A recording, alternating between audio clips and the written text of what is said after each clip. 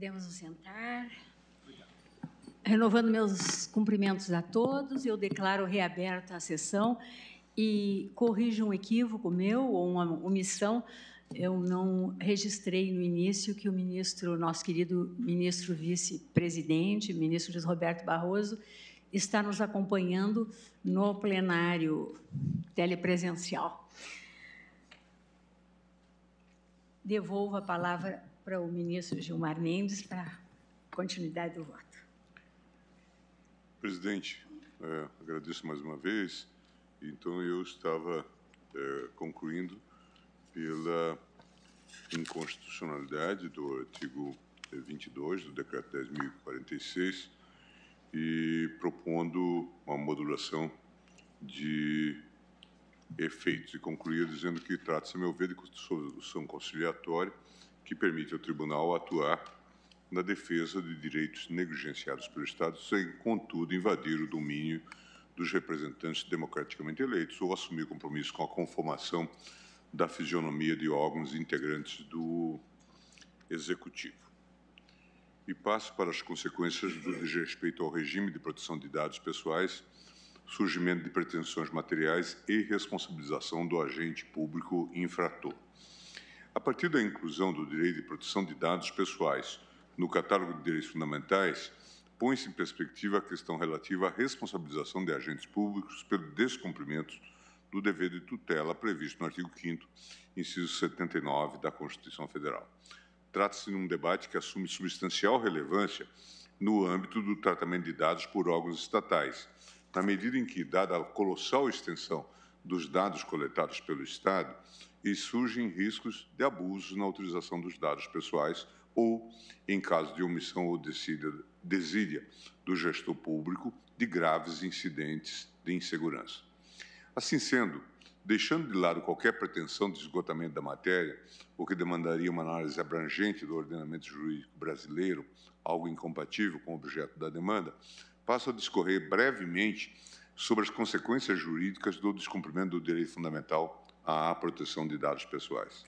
Sobre o ponto, há consenso na doutrina acerca das consequências imediatas que surgem quando levada a efeito uma ingerência injustificada no âmbito de proteção de um direito fundamental. Estou citando Perrault e Schillink. Nas palavras de Ingo Wolfgang Sarlet, quando nos referimos aos direitos fundamentais como direitos subjetivos, temos em mente a noção de que ao titular de um direito fundamental é aberta a possibilidade de impor judicialmente seus interesses juridicamente tutelados perante o destinatário. A noção de uma perspectiva subjetiva dos direitos fundamentais engloba a possibilidade de o titular do direito fazer valer judicialmente os poderes, as liberdades ou mesmo o direito de ação ou as ações negativas ou positivas que lhe foram otorgadas pela norma consagradora do direito fundamental em questão.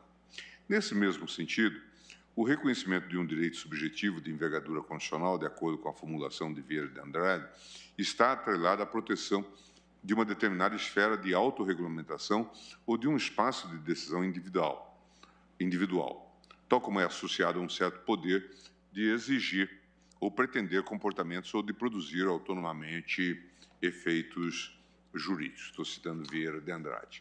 Considerando que o âmbito de proteção do direito à proteção de dados é marcado em larga medida pela atribuição legiferante do legislador, convém consignar pela relevância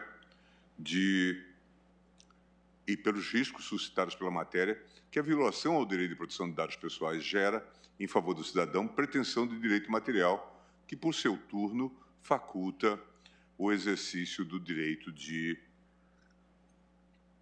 ação. A gente pode até dizer, na linha do que ressalta a doutrina, que aqui nós temos um direito de âmbito de proteção marcadamente normativo. São as normas que, de alguma forma, dão substrato a esse direito. Faço aqui especial referência ao surgimento da pretensão reparatória civil exercida de acordo com a lógica e as disposições do direito privado, da pretensão punitiva disciplinar, um poder-dever de titularidade da administração proveniente dos estatutos dos servidores públicos federais, estaduais, distritais e municipais, e da pretensão punitiva de caráter eminentemente repressivo prevista na Lei de Improbidade Administrativa.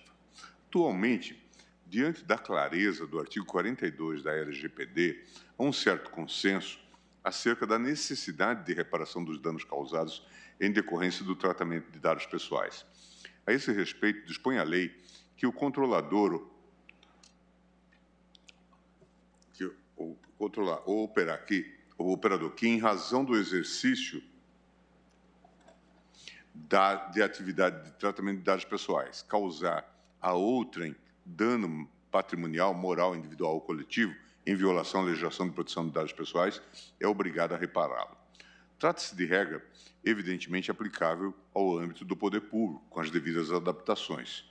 São pertinentes a esse respeito as considerações feitas pelo Supremo no julgamento do tema 940 da repercussão geral, cujo paradigma é o RE 1.027.633, de relatoria do eminente ministro Marco Aurélio, em que se fixou o entendimento de que a ação por danos causados por agente público deve ser ajuizada contra o Estado, a quem compete posteriormente exercer o direito de regresso contra o responsável, se identificada a conduta culposa ou dolosa. Assim sendo, o tratamento de dados pessoais promovido por órgãos públicos ao arrepio dos parâmetros legais e constitucionais, ingerência, importará a responsabilidade civil do Estado pelos danos suportados pelos particulares, na forma dos artigos 42 e seguintes da Lei 13.709 de 2018, associado ao exercício do direito de regresso contra os servidores e agentes políticos responsáveis pelo ato ilícito, em caso de dolo ou culpa. Em relação às pretensões repressivas e disciplinares, há que se ter em mente que, insisto, o compartilhamento de dados entre órgãos públicos pressupõe rigorosa observância do artigo 23, inciso 1º da Lei 13.709 de 2018, que determina seja dada a devida publicidade às hipóteses em que cada entidade governamental compartilhe ou tenha acesso a banco de dados pessoais, fornecendo informações claras e atualizadas sobre a previsão legal, a finalidade, os procedimentos e as práticas utilizadas para a execução dessas atividades, em veículos de fácil acesso, preferencialmente em seus sítios eletrônicos. Dessa forma, deve-se ter presente que a transgressão dolosa ao dever de publicidade estabelecido no artigo 23, inciso 1º da LGPD, fora das hipóteses constitucionais de sigilo, importará a responsabilização do agente estatal por ato de improbidade administrativa, nos termos do artigo 11, inciso 4, da Lei 8429 de 92, sem prejuízo da incidência de outras tipificações legais, a depender das particularidades do caso concreto. Assinalo também quanto à possibilidade de responsabilização disciplinar dos servidores públicos pela malversação das informações pessoais, conforme previsto no respectivo Estatuto Funcional. Adotados os delineamentos acima expostos, tenho que este Supremo Tribunal Federal fomentará o espraiamento de uma cultura institucional de proteção de dados pessoais no interior dos órgãos administrativos para, com isso, impedir ou, ao menos, minimizar possíveis violações ao direito constitucional à proteção de dados. Então, caminhando agora, presidente, para a conclusão, eu digo o seguinte. Ante o exposto, eu voto no sentido de conhecer a ação direta e a arguição de descumprimento de preceito fundamental e, julgando parcialmente procedentes os pedidos, confiro interpretação conforme ao Decreto 10.046, traduzido nos seguintes termos. O compartilhamento de dados pessoais entre órgãos e entidades da administração pressupõe a eleição de propósitos legítimos, específicos e explícitos para o tratamento de dados, artigo 6º, inciso 1º da Lei 13.709. Compatibilidade do tratamento com as finalidades informadas, artigo 6º, inciso 2. Limitação do compartilhamento ao mínimo necessário para o atendimento da finalidade informada, artigo 6º, inciso 3º, bem como cumprimento integral dos requisitos, garantias e procedimentos estabelecidos na Lei Geral de Proteção de Dados, no que for compatível com o setor público. 2.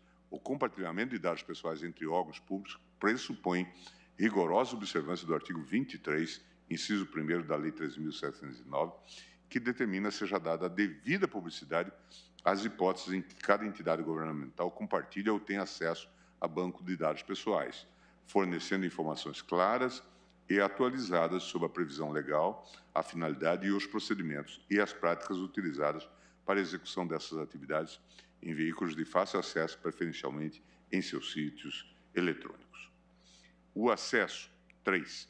O acesso de órgãos e entidades governamentais ao cadastro base do cidadão fica condicionado ao atendimento integral das diretrizes acima arroladas, cabendo ao Comitê Central de Governança de Dados, no exercício das competências aludidas nos artigos 21, incisos 6º, 7º e 8º do Decreto 10.046 de 2019, prever mecanismos rigorosos de controle de acesso ao cadastro base do cidadão, o qual será limitado a órgãos e entidades que comprovarem real necessidade de acesso aos dados pessoais nele reunidos. Nesse sentido, a permissão de acesso somente poderá ser concedida para o alcance de propósitos legítimos, específicos e explícitos, sendo limitada a informações que sejam indispensáveis ao atendimento do interesse público nos termos do artigo 7º, inciso 3º e artigo 23, caput, inciso 1º, 1 da Lei 13.709. Justificar prévia e minudentemente, à luz dos postulados da proporcionalidade e da razoabilidade e dos princípios gerais de proteção da LGPD, tanto a necessidade de inclusão de novos dados pessoais na base integradora, artigo 21, inciso 7º, como a escolha de bases temáticas que comporão o cadastro base do cidadão, artigo 21, inciso 8º.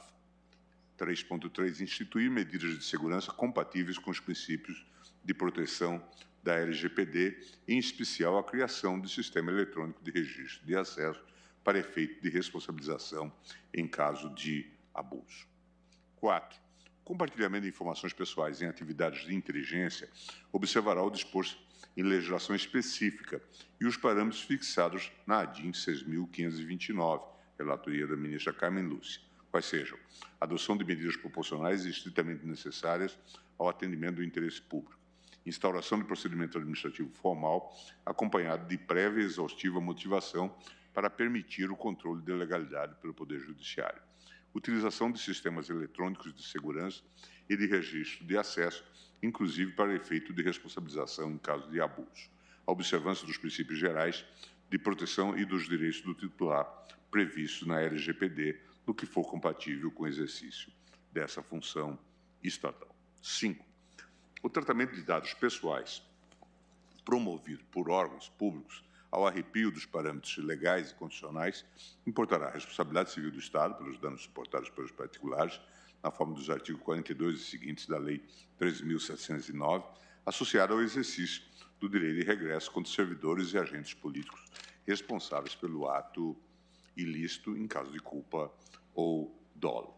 A transgressão dolosa ao dever de publicidade estabelecido no artigo 23, inciso 1º da LGPD, fora das hipóteses condicionais de sigilo, importará a responsabilização do agente estatal por ato de improbidade administrativa nos termos do artigo 11, inciso 4 da Lei 8429, sem prejuízo da aplicação das sanções disciplinares previstas nos estatutos dos servidores públicos federais, municipais e estaduais.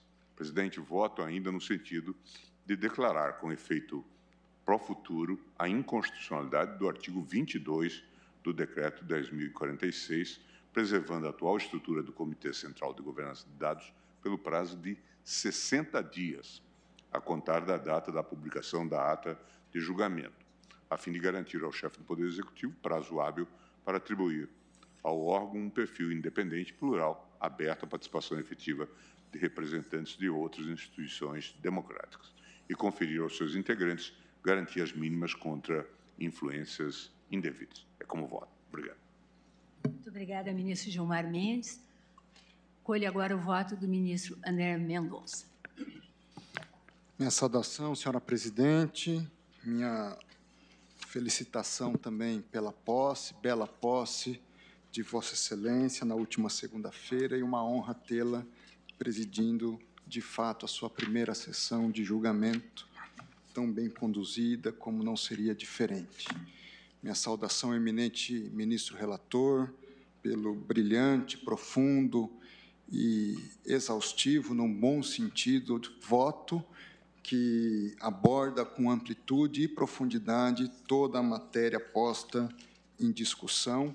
Minha saudação aos demais ministros, ao eminente Procurador-Geral da República, ao ministro Bruno Bianco e a todos os advogados e a toda a audiência aqui presente, meu especial cumprimento. Senhora Presidente, eu trago um voto, de certa forma, alongado, mas farei aqui uma síntese, a fim de tentar contribuir para a construção do julgado que será proferido nessas duas ações, tanto na ADI como na DPF, e, de certa forma, aproveitando em muito os embasamentos teóricos, jurídicos já trazidos pelo eminente ministro Gilmar Mendes, ainda que, em certa medida, divergindo de Sua Excelência. Em certa medida, porque, na grande extensão do julgado, eu faço uma convergência com o eminente relator.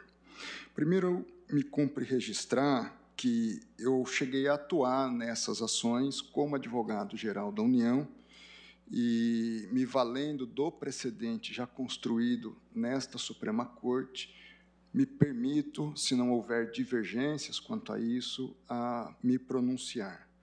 E também é importante registrar que, em grande medida, meu voto é divergente da posição que tive como advogado-geral. Ao assim fazê-lo, quanto à DPF, eu, em relação a ela, não a conheço, e o faço com base em 3 fundamentos. Em primeiro lugar, em função da perda de objeto, porque o convênio que havia sido realizado entre os órgãos públicos, o DENATRAN e a ABIN, ele foi revogado. Então, entendo que, nesse ponto, houve perda de objeto. Defendo também, em relação à DPF, a inépcia da inicial e a ausência de interesse também por essa questão concernente à revogação do ato que fundamentou a medida e também em função de que tanto a Lei Geral de Proteção de Dados como também o decreto que faz a regulamentação e que é objeto de questionamento constitucional, ele assegura um tratamento em normas específicas em relação à questão de segurança pública e atividades correlatas.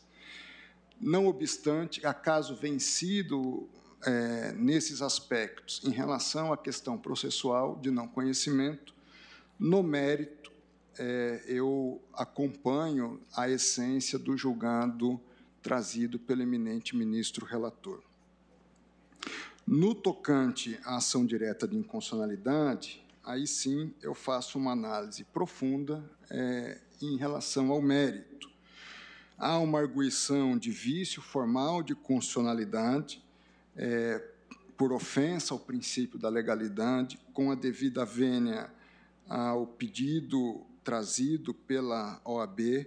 Eu entendo que a base normativa legal suficiente, até exaustiva, a demandar, se bem fiz a interpretação do voto do eminente relator, o poder-dever do presidente da República em regulamentar a matéria. Então, penso que nós não tratamos, assim como também reconhecido pelo eminente relator, de uma questão de vício formal de constitucionalidade. E adentro, então, na avaliação sobre possível vício material de constitucionalidade. Nesse aspecto, eu, em grande medida, acompanho os argumentos trazidos pelo eminente relator e não vou, à exaustão, aqui fazer referência a esses fundamentos, porque, repito, há uma consonância de entendimentos com o eminente relator e passo a algo que eu considero fundamental, e aí trago uma divergência, eu diria, mais substancial em relação ao eminente relator, na questão da modulação de efeitos da decisão. Sobre esse aspecto,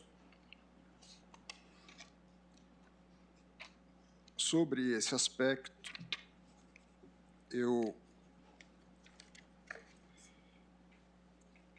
entendo que se deve ter atenção. Eu sei que o ministro Gilmar Mendes adota também uma postura aí de cautela em relação a isso, mas entendo que deve haver uma modulação de efeitos para o futuro até 31 de dezembro. Se me permite, até me valendo dos fundamentos trazidos pelo ministro Gilmar Mendes, há uma série de providências administrativas, ademais de normativas, de necessidade de adaptação da sistemática da administração pública para a adequação, inclusive, aos fundamentos trazidos pelo ministro Gilmar Mendes. Então, a necessidade de criação de mecanismos de cautela para quem entra, quando entra, fazer essa possibilidade de auditagem desses procedimentos todos. Então, na minha visão, não seria apenas necessária uma alteração normativa ou regulamentar, mas também no âmbito da prática administrativa, que se demanda a partir de uma reconstrução de adequação do contexto regulamentar, a prática administrativa e respeito, a partir disso, às salvaguardas necessárias ao cidadão. Então, se fosse simplesmente a reconstrução de um decreto, eu entendo que nós teríamos um lapso mais curto para que isso ocorresse. Mas precisamos avaliar isso em função também de uma mudança na prática do dia a dia dos servidores. Então, é preciso criar-se mecanismos informáticos para isso. Eu cito que toda essa base de dados traz uma série de programas sociais, uma série de verificações que precisam ser feitas para que se garanta uma procedimentalização administrativa adequada e, ao mesmo tempo, que preserve tanto o interesse do cidadão como o interesse público, lato sensu, até das políticas públicas que estão sendo construídas. Então, dessa forma, eu vou passar ao final aqui a um cotejo, eu acho que isso que é o essencial, entre a posição externada pelo eminente relator das conclusões que faço à luz da interpretação e dos fundamentos que apresento no meu voto. Então, nesse sentido, e aqui me detenho um pouco mais a análise da questão, cotejo entre o meu posicionamento e o voto do eminente relator. Nessa linha, adianto de pronto que, salvo as diminutas questões pontuais, este voto converge nos fundamentos e no resultado para o entendimento conclusivo trazido pelo ministro Gilmar Mendes. E aqui eu faço a síntese. No que toca ao conhecimento dos processos objetivos, eu divirjo do eminente relator quanto ao conhecimento da DPF, em função da perda superveniente de objeto, da inépcia da inicial apresentada pelo partido autor em relação à interpretação conforme e a própria utilidade dessa prestação jurisdicional. E aqui vale um ponto, eu sei que o eminente relator, nas conclusões, ele também aponta essa questão, mas a preocupação trazida na DPF pelo partido autor, penso eu, já foi sanada quando do julgamento da ADI 6529, sob a relatoria da ministra Carmen Lúcia, onde se trazem uma série de parâmetros e princípios concernentes às cautelas na abordagem, no tráfico de informações, nas justificativas para acesso às informações relativas à atividade de inteligência. Então, eu adoto aqui uma postura de que toda essa questão, penso eu, ela já foi devidamente tratada e, ao ser devidamente tratada, não caberia uma rediscussão de matéria em outras ações de constitucionalidade, sob pena de um perigoso, talvez, ou não adequado precedente de revisões de entendimento do Supremo Tribunal Federal de matérias já definidas a partir de rediscussões sobre outras perspectivas, quase que numa espécie aí de rescisória de julgados já trazidos. Então, penso eu que essa questão já foi devidamente tratada naquela DI, a qual eu me alinho integralmente. Portanto, nós não necessitaríamos, penso eu, com a devida vênia aos entendimentos em contrário, de reafirmarmos aquilo que o Supremo já reafirmou. Porque, se nós abrirmos essas possibilidades, nós corremos o risco de, com o passar do tempo, reabrirmos discussões que já foram consolidadas, trazendo talvez um risco de segurança jurídica sobre a matéria. Em relação, portanto, caso eu vencido na preliminar, em atenção ao princípio da colegialidade ao artigo 137, parte final do Regimento Interno do Supremo, eu acompanho, como já disse, o eminente relator no concernente à procedência da arguição. Em relação às premissas, e aqui trazidas pelo eminente relator no que tange à ADI, eu adoto uma posição intermediária de interpretação conforme, para fins de se garantir que o Estado, no caso, mais precisamente a União, e aí eu digo não apenas o Presidente da República, mas a administração pública como um todo, possa se readequar à luz das premissas trazidas por Sua Excelência. Assim, eu ponderaria, e faço realmente no sentido de ponderação ao eminente relator e aos demais pares, à luz até da experiência administrativa, contrato dessas informações, sejam sensíveis, sejam até mesmo mais comuns e corriqueiras da administração pública, para que nós estendêssemos a atual normativa até 31 de dezembro, quando, então, nós teríamos realmente um novo marco regulador, já também com uma nova rotina administrativa. Então, superada, assim, essa questão de modulação de eficácia temporal, e aqui uma divergência talvez mais substancial, mas, ao mesmo tempo, subliminar em relação às conclusões trazidas pelo eminente relator quanto à questão da responsabilidade civil do Estado e da prática de ato de improbidade administrativa em função de ofensa a princípio da administração pública. E o ponto de divergência, ele basicamente se refere aos vocábulos importará responsabilidade civil e importará ato de improbidade administrativa. Penso eu, com a devida vênia aos entendimentos em contrário, que seria demasiado prima facie nós já definirmos uma imposição sem as devidas análises, caso a caso, da adequação dessas responsabilidades, seja do Estado, seja do agente público. Então, eu proporia também ao eminente relator uma readequação, talvez, de poderá importar nos dois casos. Em relação ao ato de improbidade administrativa, ministro Gilmar Mendes, se me permite, Vossa Excelência faz referência ao artigo 11, inciso 4 da Lei de Improbidade. Peço até as devidas escusas, mas da minha leitura e na minha leitura, não vi prima facie também o enquadramento nesse dispositivo.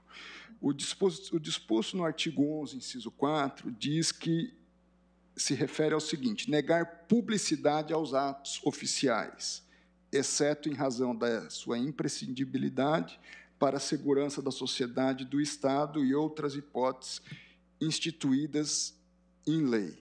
Quiçá, e salvo o melhor juízo,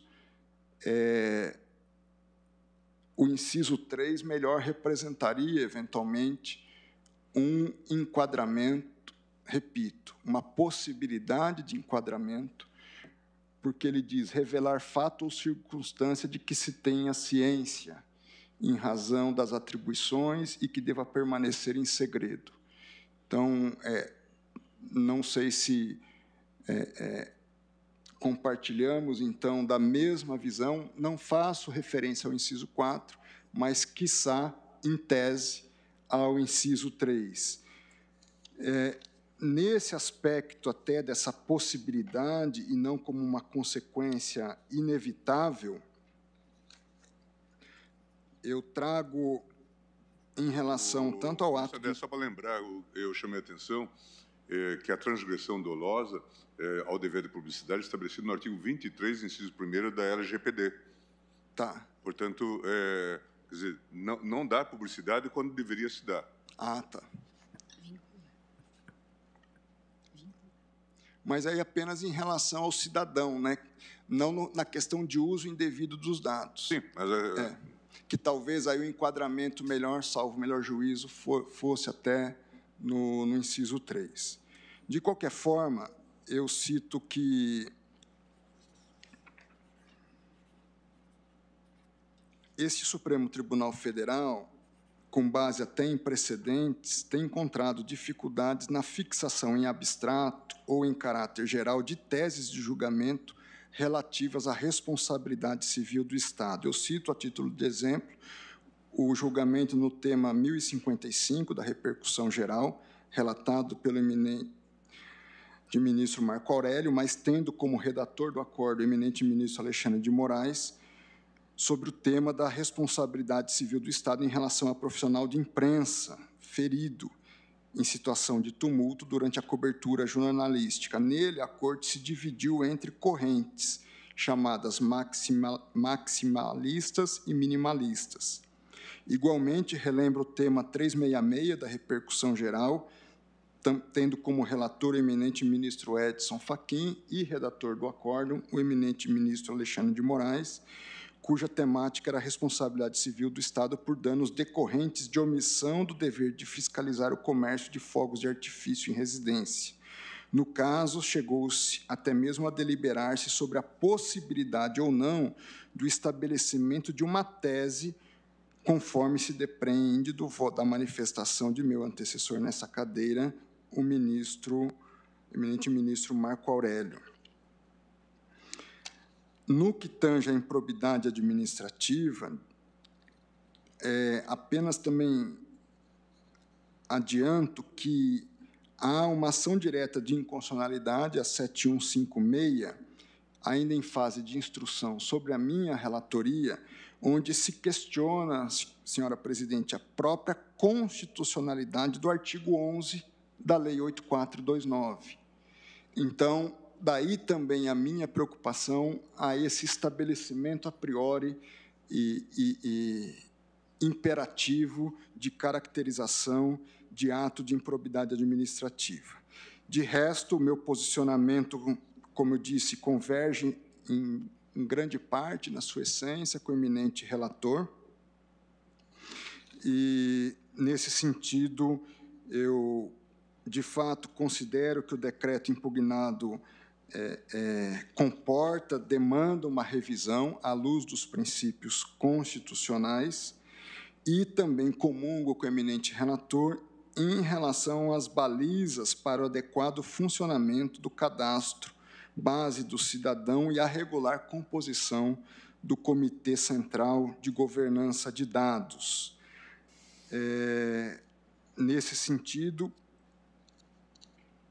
em dispositivo, em conclusão final, eu não conheço da DPF e, no mérito, a casa vencido na preliminar, julgo a procedente nos termos aqui expostos e o faço também em relação à ADI, acompanhando em parte o eminente relator, julgando a ação procedente com eficácia para o futuro, nos termos em que aqui defendi a minha posição. É como voto, senhora presidente. Obrigada, ministro André. Basicamente, as divergências de Vossa Excelência e eu só questiono para ver se eu apreendi bem, depois para efeito de lançamento, elas dizem com o não conhecimento da ADPF e com a modulação dos efeitos, que seriam até 31 de dezembro no do voto de Vossa Excelência. Porque, embora haja no detalhamento, algumas divergências, não vão repercutir para efeito de lançamento em ata. Seria um dos termos do voto aqui proferido por Vossa Excelência. Exatamente, senhora presidente. Se me permite, nos aspectos da imposição de caracterização prima facie em relação à responsabilidade civil e ao ato de improbidade. Está certo. Obrigada, ministro André. Colho agora o voto do ministro Nunes Marques. Senhora presidente, antes de mais nada, quero renovar os parabéns pela posse na presidência dessa Suprema Corte, desejar a Vossa Excelência uma profícua e exitosa gestão e renovar os votos dos meus contributos para esse êxito. Senhores ministros, senhor Procurador-Geral da República, senhor advogado da União, senhores advogados, senhora secretária da sessão. Senhora presidente, o meu voto é bem longo, mas eu vou resumir mais ainda. Eu acompanho o eminente relator nas suas conclusões com as mesmas divergências do ministro André Mendonça.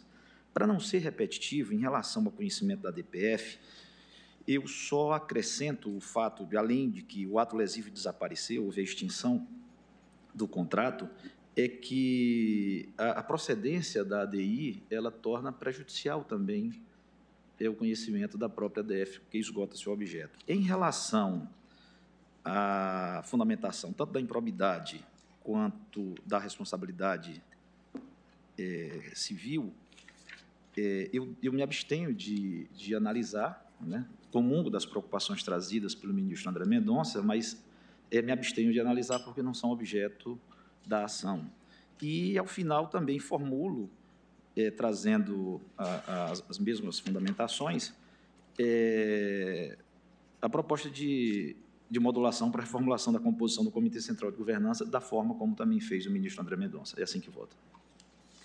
Muito obrigada, ministro Nunes Marques. Colho o voto do ministro Alexandre de Moraes.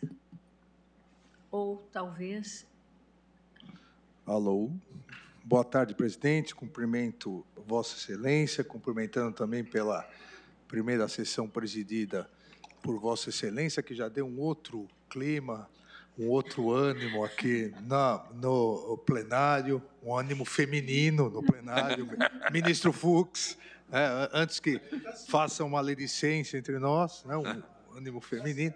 Presidente, eu, em virtude das considerações do ministro André, eu pediria a Vossa Excelência que eu pudesse trazer amanhã para analisar essa questão, porque o ministro André não havia fornecido o voto, eu até pedi agora para que ele pudesse me passar, só para essas diferenças eu analisar mais detalhadamente e amanhã, no início da sessão, eu trago, se Vossa Excelência assim permitir. Fica até, eu também entendo, mais adequado, porque nós temos que, de certa maneira, fazer essas... Exato. Né, examinar essas pequenas nuances de divergência. Então, eu vou proclamar o resultado provisório no sentido de que, após o voto do eminente relator, ministro Gilmar Mendes, conhecendo da ADI e da ADPF e julgando parcialmente procedentes os pedidos, conferindo interpretação conforme do Decreto 10.046 de 2019 à Constituição Federal, nos termos expostos, e declarando, com efeito pró-futuro, a inconstitucionalidade do artigo 22 do mesmo decreto, né, preservando, contudo, pelo prazo de 60 dias, nos termos expostos por Sua Excelência, e do voto do ministro André Mendonça, que, abrindo divergência parcial, no sentido de não conhecer da ADPF e de modular os efeitos até 31 de dezembro, com divergência ainda no que tange ao ato de improbidade e a responsabilização, nos termos do voto que proferiu, e do voto por fim, do voto do ministro Nunes Marques, acompanhando o voto do ministro André Mendonça, foi suspensa a sessão. Gostaria alguma complementação do registro? Só a consideração que eu acompanho a conclusão do ministro Gilmar Mendes, né? E a maioria das divergências são quanto à fundamentação, apenas quanto ao conhecimento ou prejudicialidade da DPF e a modulação dos efeitos é que há uma pequena divergência. Isso, é porque eu fiz o registro que o ministro André Mendonça acompanhou o relator, só com essas pequenas divergências.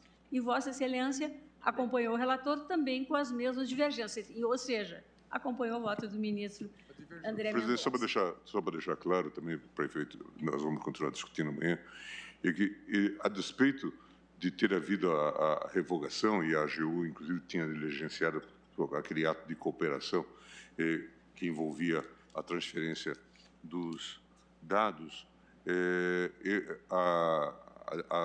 aquela decisão administrativa estava calcada diretamente no próprio decreto, era uma interpretação, e por isso entendi que era importante conhecer a DPF. Sim, sim, ministro Gilmar, talvez porque eu estivesse acompanhando o voto de Vossa Excelência, eu verifiquei exatamente esse ponto.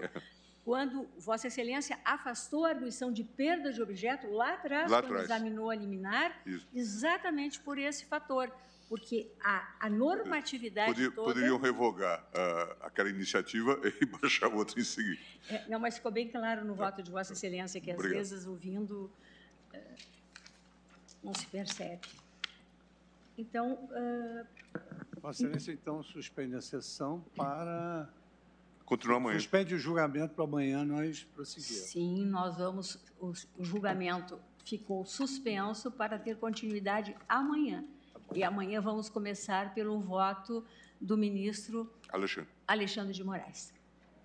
Resta-me apenas agradecer a Vossas Excelências, desejar um excelente final de tarde, uma ótima noite, cumprimentar a todos os presentes, também agradecendo a presença e declarar encerrada a sessão. Muito obrigada.